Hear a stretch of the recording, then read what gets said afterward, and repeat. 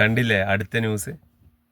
പോലീസുകാരൻ്റെ നേർക്കാണ്, പൊതുജനത്തിൻ്റെ നേർക്കല്ല, പബ്ലിക്കിൻ്റെ നേർക്കല്ല, പോലീസുകാരൻ്റെ നേർക്ക്.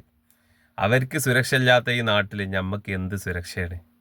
ഇതിനെക്കുറിച്ച് കാമാന്നൊരു അക്ഷരം മുണ്ടിയ ശത്രുക്കളായില്ലേ?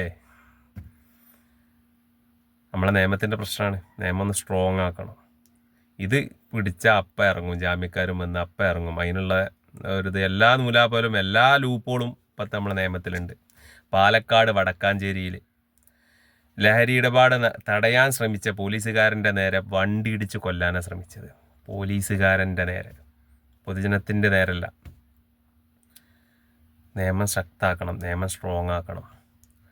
വിട്ട് പോയിക്കണ്, കൈക്കന്ന് കൈ വിട്ട് പോയിക്കണ്. നിയമത്തിന് ഒരു കൂസലൊരു പേടിയില്ലാത്തതുകൊണ്ടാണ് ഒരു നിയമപാലകൻ്റെ നേരക്ക് അവർ ആ വണ്ടി കയറ്റി കൊല്ലാൻ ശ്രമിച്ചത്. സൂക്ഷിക്കുക, എല്ലാവരും സൂക്ഷിക്കുക.